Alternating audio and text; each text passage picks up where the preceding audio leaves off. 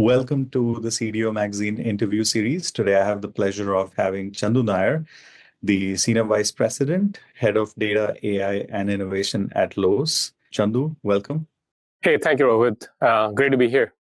Let's talk a little bit about modernization. I know that, Lowe has been going through a massive modernization effort. And, obviously, it'd be great to hear from you in terms of, what that modernization effort was. Where were you? Where are you headed? But also in terms of, what has been most rewarding and what has been most challenging about that journey. Yeah, I think so we have it in this digital transformation journey for the last 7 years or so, from the time our CEO Marvin Ellison came in, and with our CIO really kind of started that journey. And if I were to look back 7 years ago, and I've joined about 5 years into the company, but we had severe technical debt, if you will, to the point where we couldn't print our e-receipts in a store. So to talk about all things that I just spoke about, we obviously had to do a lot of foundational work, in terms of enabling our core business, which is the retail fundamentals. So that's where the focus was, and we focused on our customer-facing and associate-facing or store-facing technologies. We started modernizing that, including obviously moving our e-commerce to the cloud, moving our point-of-sale system in the stores. We actually built a very specific point-of-sale system called MyRedVest for all of our stores, because our stores are different. It's a 100,000 square foot store, 14 different stations. The way you sell appliances is very different from self-checkout to lumber. So we kind of had to have an ecosystem in our point of sale. So a lot of the initial work was focused on customer and associate experiences, and also getting our retail technology architecture right. And from the infrastructure layer to the data layer to the application layer, and how do you modernize each of that? There is a lot of success stories and learnings and scars from that journey, as you can imagine. But I think, some of the ones that I'm most proud of, I can definitely say, are something around our My Lowe's Rewards program, which is the first home improvement loyalty program that we launched. And that required not just a technology transformation, but just changing the thinking around a customer-centric approach to everything that we do, and then building experiences around it, building the platforms around it, building the data layers around it, and really trying to drive the right experience across digital and our store channels, right? So that's one that I can call out. Now, some of the what I would call as a non-flashy stuff is really the data platform modernization, because we had data when I had first come in. We had our data in let's just say thousands of data stores, not even counting probably like another thousands of access databases, which is very traditional to see. But it was important for us to kind of bring it all together, have standardized data management, data governance, have a semantic layer, so that, if you cannot have the humans read the data with the same definitions, it's impossible to have a machine read that, right? So that work is kind of powering up everything that we spoke about from a unlocking AI perspective. And it is a journey, right? It's a combination of both the underlying foundational transformation from a digitization perspective, and then the data that can be then harvested and specialized or built into specialized intelligence for your enterprise. That is core and key. And I think the AI is kind of doing a reset for everybody, bringing everybody to the start of the race. And our approach is, given all of our foundational work and some of the core data work and our starting point with AI, how do you actually continue to lead the race, not having to have a deficit that we need to catch up on at any point in time? Absolutely. This is super interesting. Can you also comment on cloud versus hybrid versus private AI, the role of infrastructure, especially as you're going through this massive modernization? Yeah, and we have intentionally kept a hybrid strategy just for, there's a lot of pieces that is moving and evolving, right? And it's important to have your workloads, both training and inference, at the right place to create the best experiences for our customers and our associates. So we obviously leverage our Google Cloud platform for a lot of our e-commerce as well as our data work.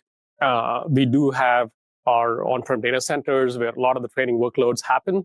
And then we also have a significant edge infrastructure with GPUs in our stores, because we leverage a lot of edge computing for a lot of inference work, including some of the computer vision work that happens in the stores. It's awesome. There is this notion that, data leaders have to have the sensitivity in terms of, building real translatable, measurable goals for the business, and also providing value to the customers while they're building technology. How have you managed to ensure that, the insights from data, they actually translate into measurable value, both for the business and the consumers, but you also keep, what is possible with technology in mind as you're building these, technology stacks up? Yeah, I think the good part about that was, with all of the digitization and the foundational modernization that happened, we had a pretty good structure in terms of how we prioritize the right use cases that drives value for the business. And when you have a lot of foundational debt, it's kind of easy to anchor in on the right ones and kind of core drive towards that core behaviors and the changes that is needed to actually make that thing happen. When it came to data and AI, it's like you said, there is aspects of this technology that is still very nascent or early, so it's hard to predict what the exact outcomes could be. So we had to kind of change and flex our approach around it. And the way we did it is, we took our current approach on how we prioritize, which is an ROI-based approach, right? So investments to ROI, which is tied to everything that we do from our growth strategy, which we call our total home strategy, by the way. So within that total home strategy, what we said is, first, we cannot have 1,000 use cases at the same time. So let's prioritize on what are the core pillars. And we picked 6 lighthouse areas. And we said, hey, let's go at these 6 lighthouse areas really hard. And the way we prioritized those 6 lighthouse areas was based on, obviously, the 2 dimensions, which is investments to ROI, returns. But we added 2 more dimensions. One is the leadership readiness and the change management readiness. That was critical to have the right operational partner who could take a nascent technology and really kind of co-create with them on the edge, whether that's in our stores, in our digital channels, or our internal channels, and see how do we continuously iterate and work. So it was important to have the right change management and the leadership structure to drive that change. The other dimension that we added was, what is the risk factor from a governance perspective, from a brand reputation risk perspective? So we looked at it from those 4 dimensions and said, hey, let's prioritize the use cases in those 6 core areas that is really tied to the outcome of the business. We obviously kept some hedge in terms of assuming that some of these use cases may actually fail, but the majority should work in favor if we actually get these things done. And we continuously measure. And the other important part that we actually had to do, and I think is less talked about today, is I think with what we're seeing in AI, some of the traditional measurement techniques may not work, or it takes too long to actually measure something that is so, changing so fast. So we also had to work with our measurement team, our finance team, to say, hey, what is the right measurement framework? So to do all of this, we also set up the AI Transformation Office, which is a core function that looks at continuously looking at these use cases. And things that are not working should go below the line. Things that are working should come above the line. What tailoring of the measurement framework should we do? What other things are changing in the landscape? Think about agentic stuff that's evolving, which has been the topic this year. So how do we bring those in and continuously keep this fresh and moving, and be accountable to the revenue goals that we set ourselves for?